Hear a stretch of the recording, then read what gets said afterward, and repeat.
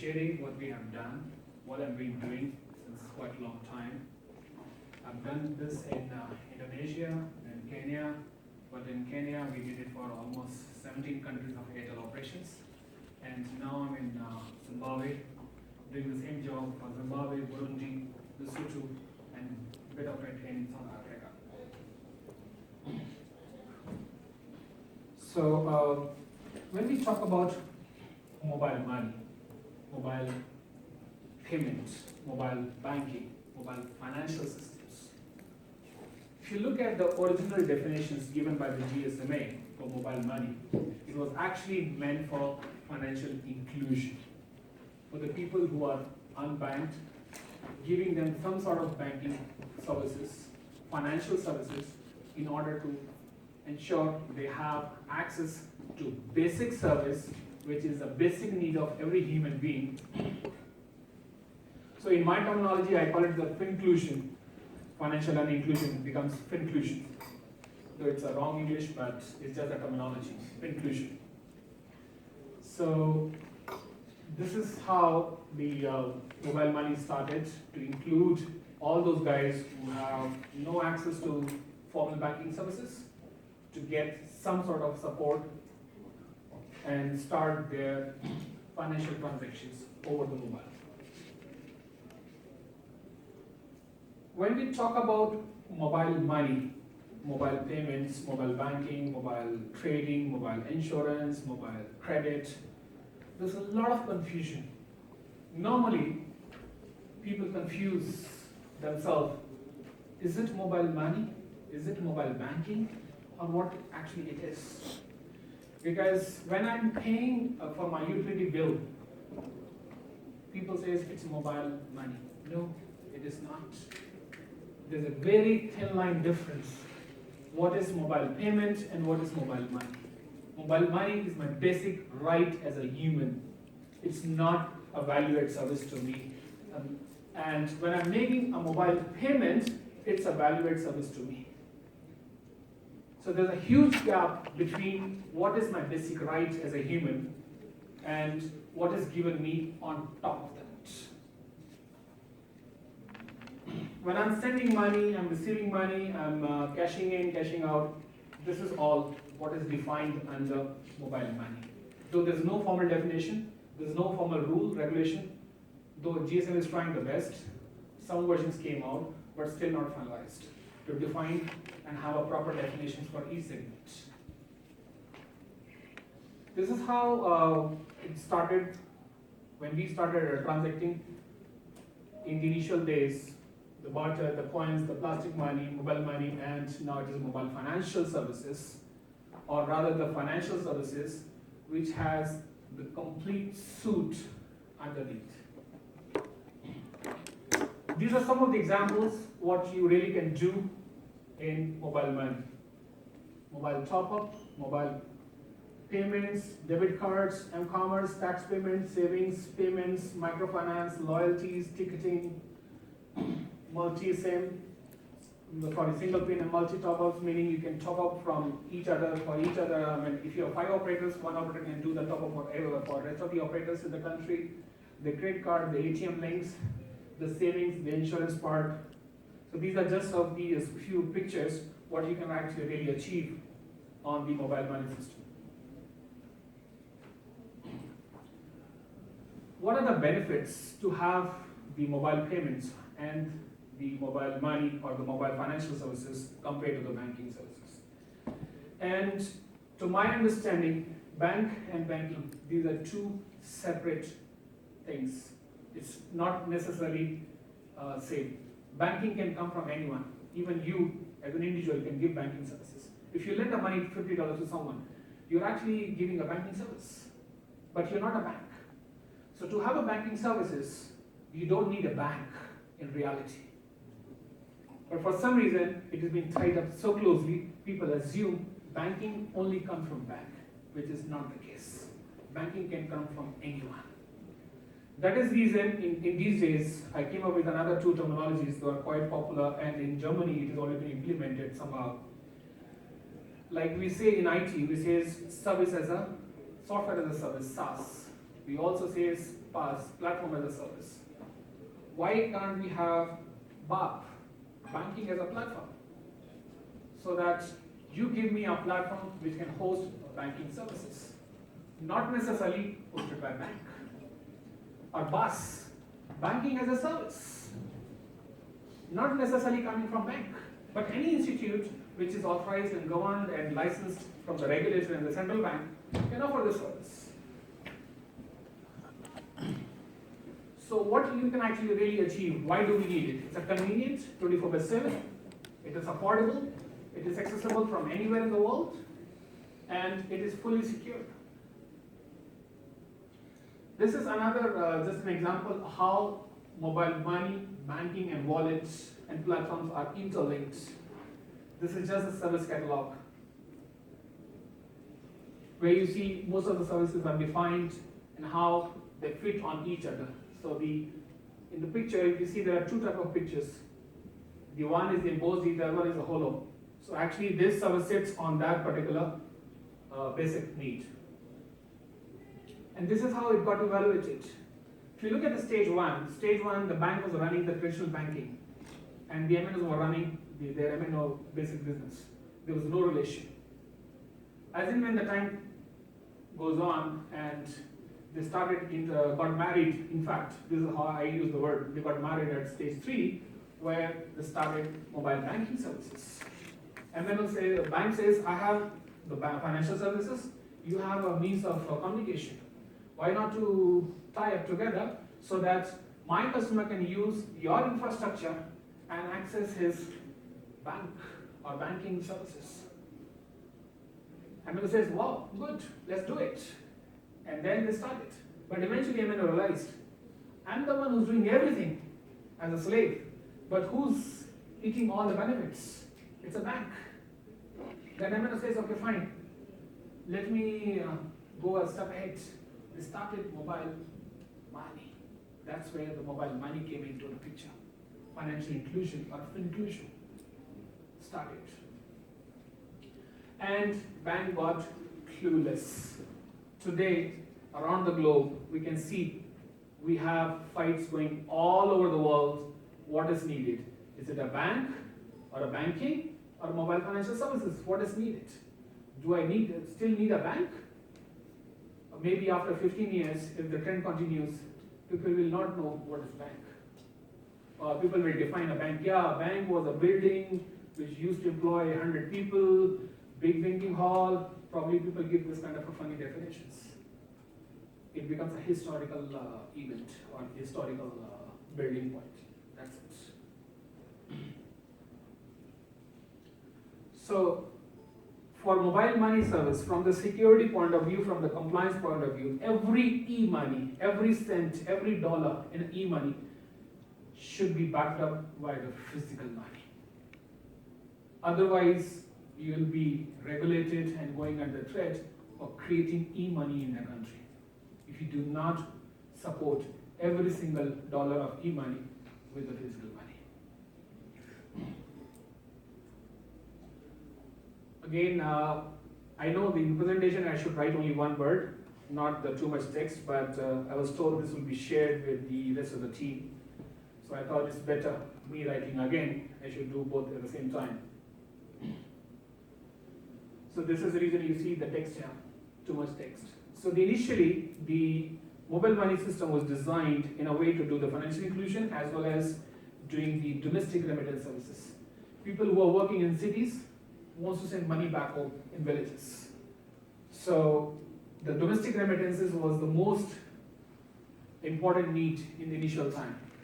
But when we started looking at the basics, as a son working in a city, sending money home, but there's no one in the back down in the village, there's no agents. I send my money to my parents. They're happy, they got the money. But how do they use the money now? No one accepts e-money and there's no agent to pull the money. So it becomes almost obsolete or useless. And then the operators start shouting, I've been trying, it's not working, nobody accepts. Why? Because there's no means and ways to get the money out. When Safaricom initially started, they made a point, a very valid point, that if you want to be my class A agent, meaning if you want to set up minimum 3 licenses or 3 branches, you need to set up minimum 1 branch of my choice, which is deep down in the village. 2 of the branches you can open of your choice. So they started the classifications of the agents, class A agent, class B agents, class C agents. Because mobile money or mobile financial services is all about setting up your agent distribution network. If you cannot set up agent distribution network, apologies to mention, please do not waste your time in starting that business at all. That is your key foundation. Agent network has to be there. And the role of the agent is very crucial. Agent needs to be valid before you enroll or recruit any agent. You need to ensure agent has no criminal history, is very clean, has a business mindset, is not doing a favor to you, you're not doing any favor to him. It's a business deal.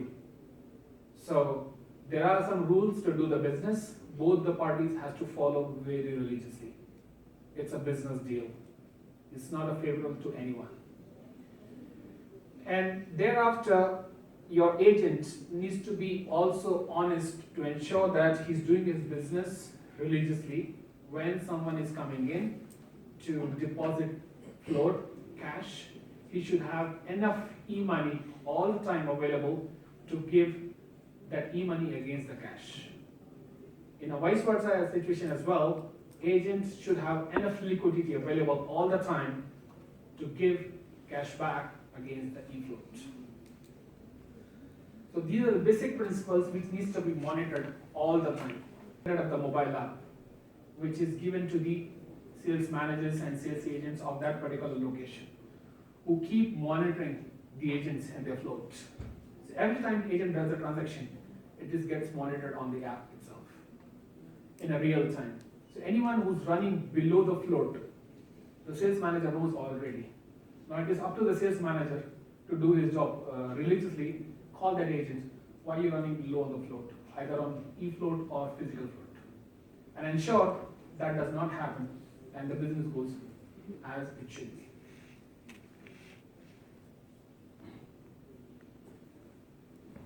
Anyways, this is another, initially we say that mobile money or financial inclusion or mobile payment is only meant for underbanked or non-banked, which is not the case today.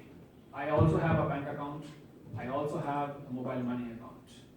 Now it is my preference to use which mode I'm using. When I need a top-up, airtime top-up, is it my choice to go and walk down the street, find a person on the street and get a voucher or ask for a float, or sit in my bedroom and do the top-up myself on my mobile money wallet? When my DSTV or my cable TV is running out of my balance, it is my choice. Either go to the bank, deposit the cash, and wait for another 3 days to get my account activated, or I do it right from there in my bedroom so that it becomes active in fraction of seconds. So it is mainly or majorly depends upon how you position your product in the market. There was a point mentioned by Kamal yesterday. There's no point of offering 2 megabytes of data for $2 for a guy who holds $50 all the time. It doesn't make sense. The same way, if I tell a guy in the village, you can do the DSTV payment by using mobile money, a mobile payment, it doesn't make any sense. Rather, I should tell someone who holds $50 all the time in his, or $100 in his mobile wallet, that I know for sure this guy also owns a house and a car and a DSTV, he can make a payment. I should tell the villager guys, you are at this location, You have a $50 in an account. In case you want to withdraw, please visit agent at this location, which is 2 kilometers, 1 kilometer away from you, and he has the money. You can withdraw the cash in case you need a cash. Or you can go miles or step ahead. You can book a prior appointment and block portion of money of agent for the person who's going to withdraw in case he confronts. He gets the USB push that I need a $50. He finds the money. So near to his location, within approximately a 1 kilometer, 2 kilometer, you block a portion of that money, what is needed at the agent point. And you tell an agent, you're expecting a customer who's coming in, and I blocked your money. Please ensure that when the customer walks in, you hand over the money. And this all is automated, nothing is manual. Huh? So this is typically how the mobile money wallet looks like. The basic and the advanced. Cash in, cash out, send money, statements. And this one picture will tell you everything, anything, and every possible situation. What is mobile money? How mobile money flow? How mobile money work? There is nothing beyond this one picture about mobile money. So essentially, mobile money is simple, easy, and can be summarized in one picture, which is summarized here. There's nothing beyond this in mobile money. How do you get cash? How do you get float? Float meaning the e-money. Who withdraws? How they withdraw? Everything is defined here. The complete flow is defined here. The key advantages: expansion of the financial sectors by leveraging on the mobile medium, because we know that more than 2 billion people in this world still do not have access to any financial means. Yet, our mobile penetration worldwide is more than 100% now. But not necessarily means that everyone owns mobile handsets. But interestingly, there are much more mobile devices compared to the human beings on this planet now. Close to about 8.5 billion mobile devices on this planet, where the population of the human beings is close to about 7.2, 7.3 billion. So we have virtually more than 1.3 billion mobile devices compared to the human beings. The key advantages: it is actually a win-win situation for everyone, the telecom operator, the utility bill payments organizations, as well as the customers. This is how a typical business life cycle goes for any mobile payment or mobile money startups. Anyways, I'm not going to detail. I'm sure this presentation will be shared across whomsoever wanted. Now I'm talking about mobile payments only, not mobile money. And mobile payments, Kamal, I agree with you. This is VAS service, mobile payments. But before this slide, that was a basic need. That was not a VAS service. MFS add-ons, what you can do in terms of bill payment, top-ups, utilities, savings, credits. And there was a question yesterday that you cannot do savings, you cannot do the credit, you cannot do loans or etc. because you're not a bank and regulations do not allow. But who says it is not? It is the way how you tweak your product, how do you get support from the bank at the back end, and how you actually position your product in the market. And interestingly, have a visibility when it's his salary, how much money he spends on what item, so that on 24th when he's got his salary, I can send him a message based upon his location, and that there's a promotion running, there's a discount running on second floor at this shop, and you can buy your clothes. Because the system at the back end already knows that I've already been paid off for this month. The system also knows how much money I spend every month on what. The system also knows what quality, what brand I buy at the back end. System also knows what is my current location. System also knows that at that location, what is available and what promotions are running. If you send that particular targeted SMS to me at that point in time, compared to keep sending me messages for 10% discount, 20% discount when I don't have a money, you see the impact of both yourself. Diaspora services, these days, in terms of the micro or diaspora payments, are just the eye blink away. You get diaspora payments straight back into your wallet. There was a point mentioned yesterday that most of the Africans are working outside Africa, and that means there's a huge need of receiving the money back home. So it's not only a domestic remittance anymore, it's an international remittance as well. International remittances, the companies like Western Union, MoneyGram, Remit, RIA, World Remit, PayPal, they're already there.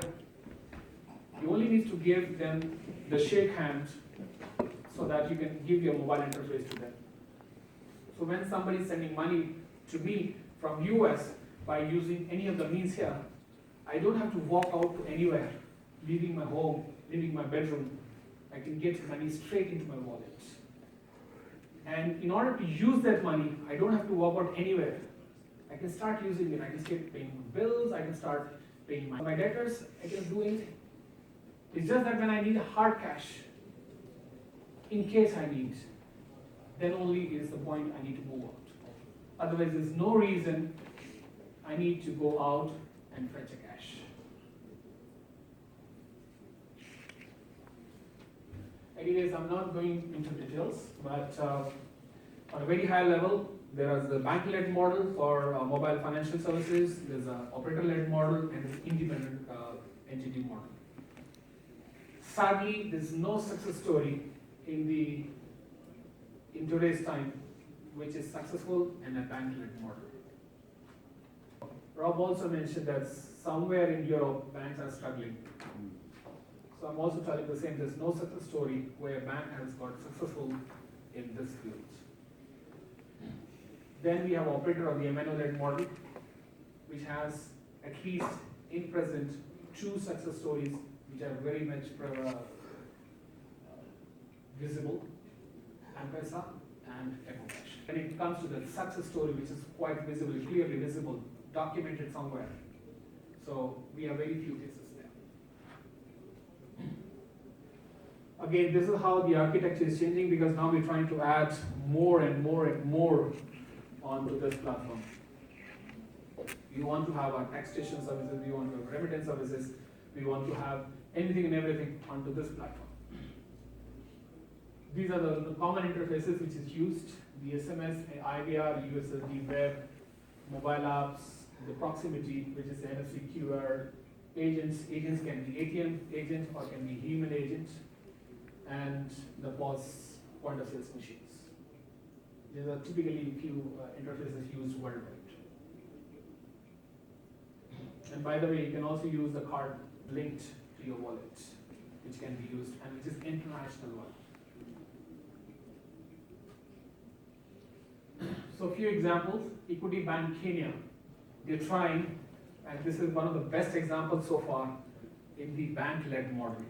But interestingly, they are not acting like a bank, they're acting like an MNO or MVNO.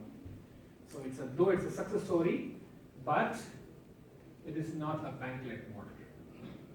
Then the Safaricom, of course. Then you have IBO Bank, London, which is no more there. It's been sold to another bank. But this bank tried 100% online, being an online bank. So there's no physical branch, there's no ATM machine, there's nothing. Everything is online. They tried that concept. And for some reason, it didn't work out. EcoCash Zimbabwe, then Ring Bank, Cambodia. Ring Bank actually opened up their bank branch only for mobile users. It was a mobile bank. And it is still running, but I think the timing was not correct when they started. They started in 2007. It was not a good time. And now they're picking up. Anyways, this can be read at your time, and these are the few examples here. And I'm done. In case you have any questions, I'm happy to answer. Any questions about mobile money, mobile banking? Any issues that you have found? Any things you'd like to share with the group concerning your experiences with mobile money? Thank you for the presentation. I have only one question about, you said that the agent structure is very important for this business.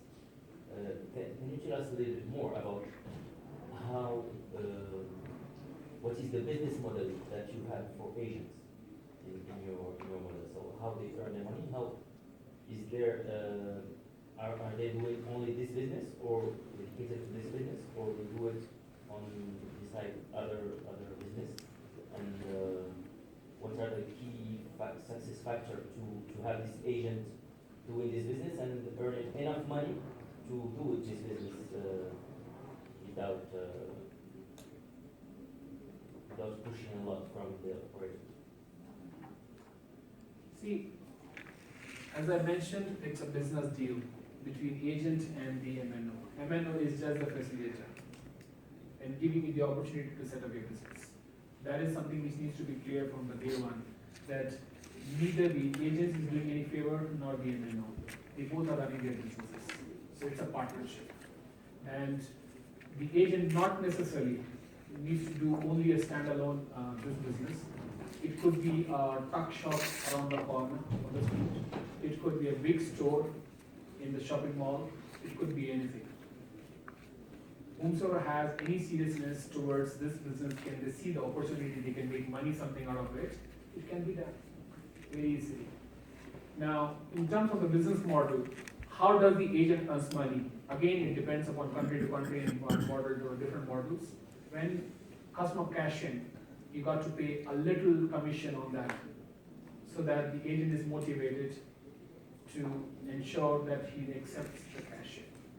When a customer cash out, again, you need to pay some money back to the agent to ensure he's motivated. So these are the two main events when agent earns most of the money. Now, agent can also help you to recruit your subscriber base. So agent can also do the subscriber registration, customer registration. And in order to make it more lucrative, you can also start paying some commission. But again, if you pay commission on the registration, it can be tricky. So you need to work out the model very properly and strategically, that when you pay money, it's just on the registration, or it is activity, or you pay bits at the registration and you pay most of it after the activity. So it depends how do you design your model. What about national remittance for these agents? Is remittance something important for them, for an unregistered client? I'm sorry, I didn't get your point. Agents can also national remittance for unregistered clients, people that don't have their own MFS. See, you can do that, but that's something is that again your business model. Why you want people to use your service who's not your customer? So what is more benefit to you? For example, you realize, or we rather charge more from a person who uses our service compared to the person who's not using our service. I'm sorry, the customer who's not on our network, we charge him more compared to the customer who's on our network. So there's an incentive. Customer sees the value that if I become a customer, I will save money and I'll get other services. But if I am not a customer, I'll be paying higher fees. So it is just a way you encourage the customers out there in the market to be part of your. So you allow this, but you put a higher price. Yes. The same thing for international remittance. International remittances is slightly tricky. I really don't know what you got from the international, because international remittances, for example, I'm a Zimbabwean working in the UK. For me to send money home, I'm anyways not in Zimbabwe. I'm anyways not a Zimbabwean customer. So there's no way that I can hold your account here in Zimbabwe and then you start sending money, because you can't remit money straight into your wallet without having proper infrastructure support. No, the question is that if I am living in London and I want to send money home and I want to send it, because my mother don't have the service in their home, so I will ask her to go to an agent and then take out the money. That's a traditional remittance service model like Western Union and other things. Exactly. But that can be done. Interestingly, that has no link with this model. Yes, but we don't use this to have enough money for the agents, so they can run their business. How the agent will get money in case he's only paying out for the international remittances? Unless I'm being supported by the principal partner who's actually keeps sending me the money. For example, Western Union set up their own agent network. They do not use third-party agent network because of the cash crisis and other stuff. And there's no incentive for me to become an agent if I'm not benefited in more than one ways. Thank you. Yeah. What do you think the bank-led model is not working? Bank-led model is not working. Yeah, why it's not working? I mean, it's not successful. You said I hope there's no banker in this room because usually they hate me for that. You see, why the banking model is not working out? The reason is that, first of all, for bank, they have this, who is eligible to be my customer? MNO says, please be my customer. You see the difference now in the mindset. The bank says, in order for you to do a business with me, you need to be mature enough. You need to have these 50 requirements. You need to have this, you need to have that, you need to be grown enough, you're a matured person, not a child. MNO says, come and do a business with me. You grow, I grow. When you leave money in the bank makes most of the money then. But the MNO makes money when you actually transact. If you leave money, MNO does not make money. So the very basic difference in the business model itself and the mindset. And there could be several thousand other reasons, but I think I need to restrict myself. Yeah, I was just going to add on that in terms of the bank-led model, is that first of all, they don't actually have the same distribution network of agents, because that's number one, that's key. If you look at the whole ecosystem of mobile money, you need again to have that distribution model, which caters for all the masses. Their customer base is limited. For them to expand, they have to go through a rigorous channel for actually bringing the customer. So those are the main major two valid issues. And the last point I want to add, when you want to set up your agent network, as James is mentioning rightly, just an extension of that, when you want to set up an agent for the MNO, you need only $20 in the roadside space, 5 by 5, that's it. When you want to open a bank branch, $100,000, 1 year of time, compliance, and all those things. So those are, We are in trouble on time now. I'm really sorry to interrupt. One thing I must just add, and can we just thank Vinod for that? We have Next Generation Telecom Europe. It's happening everywhere. And just while you were speaking 5 minutes ago, I have a workshop just sent in for the European Telecom Summit. And I'll read it to you. It says, title, Mobile Payment is Here. Can mobile operators ever